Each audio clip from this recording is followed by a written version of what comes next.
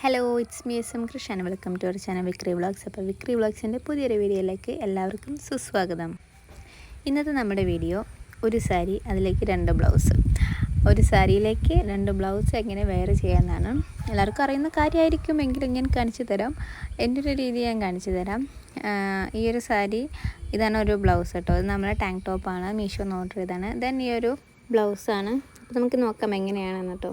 ഈ സാരിയുടെ ഒരു പ്രത്യേകത എന്ന് വെച്ചാൽ നമ്മളിത് റെഡിമെയ്ഡ് സാരിയല്ല, നമ്മൾ റണ്ണിങ് മെറ്റീരിയൽ എടുത്തിട്ട് കട്ട് ചെയ്തതാണ്.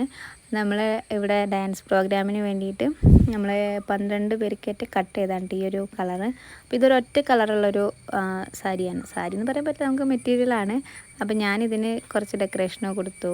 ഈ ഒരു വർക്കൊക്കെ ഞാൻ ചെയ്തതാണ് കേട്ടോ. അത് നമ്മൾ സെപ്പറേറ്റ് മേടിച്ചിട്ട് അതിൻ്റെ ബോർഡറായിട്ടും ദെൻ മുന്താണിയുടെ ഒരു ഭാഗമായിട്ടും ഇങ്ങനൊരു വർക്ക് ഞാൻ ചെയ്തതാണ്. ഞാൻ തന്നെ വെച്ചതാണ്. അതിൻ്റെ കോലം ഇതിൽ കാണാനുണ്ട്. പുറത്തുനിന്ന് ചെയ്യിച്ചിട്ടില്ല, ഞാൻ വെറുതെ ടെസ്റ്റ് ചെയ്ത് നോക്കിയതായിരുന്നു.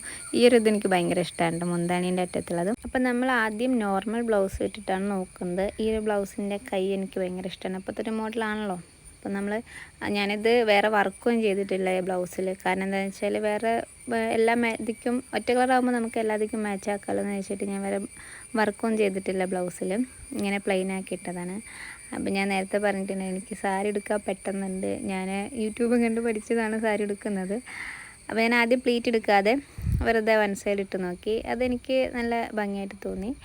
അതിൻ്റെ ബാക്കൊക്കെ ഭയങ്കര രസമാണ് കേട്ടോ. കുറച്ച് വീതിയിലൊക്കെ അടുപ്പിച്ചതാണ് ഞാൻ. അപ്പോൾ ഇതെനിക്ക് ഒത്തിരി ഇഷ്ടമായി കേട്ടോ.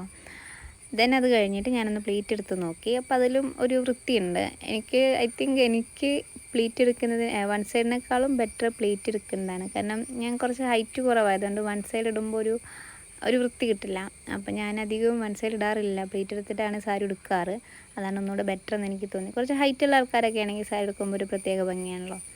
അപ്പോൾ നമ്മൾ ഇതൊന്ന് നോക്കി, പിന്നെ കുറച്ച് പട്ടീഷൊക്കെ ഇറക്കി, ഹെയറൊക്കെ ഉണ്ടാക്കി. ഞാൻ കൂടുതൽ മേക്കപ്പ് ഒന്നും ചെയ്തില്ല, അത് വെറുതെ ഒരു ടെസ്റ്റ് ചെയ്തല്ലേ. അപ്പോൾ ഞാൻ ഓവറായിട്ട് മേക്കപ്പ് ഒന്നും ചെയ്തില്ല.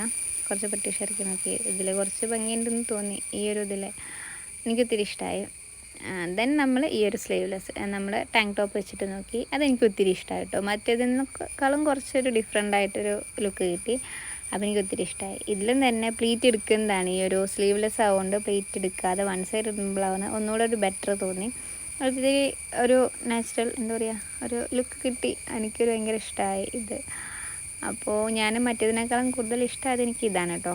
അതുകൊണ്ട് തന്നെ ഞാനൊന്ന് മേക്കപ്പ് ചെയ്യാമെന്ന് വിചാരിച്ച് ഒരു എന്താ പറയുക, ഒരു പഴയൊരു ടച്ച് കിട്ടാൻ വേണ്ടി, ഒരു വേറൊരു ലുക്ക് കിട്ടാൻ വേണ്ടിയിട്ട്, മീൻസ് ഒരു പഴഞ്ചൻ നമ്മുടെ കുറേ ഫോട്ടോഷൂട്ടൊക്കെ കാണാറുണ്ടല്ലോ, അതുപോലത്തെ ഒരു ലുക്ക് കിട്ടാൻ വേണ്ടിയിട്ട് ഞാനൊരു പൊട്ടൊക്കെ തൊട്ട് കമ്മലൊക്കെ ഇട്ട്, ഹെയർ ഒന്നും ചെയ്തിട്ടില്ല, ഹെയർ നോർമലായിട്ട് ഇട്ടു. അപ്പോൾ എനിക്ക് ഒത്തിരി ഇഷ്ടമായി. അപ്പോൾ ഇനി നിങ്ങളുടെ വിലയേറിയ അഭിപ്രായം ഇവിടെ നിങ്ങൾ രേഖപ്പെടുത്തണം.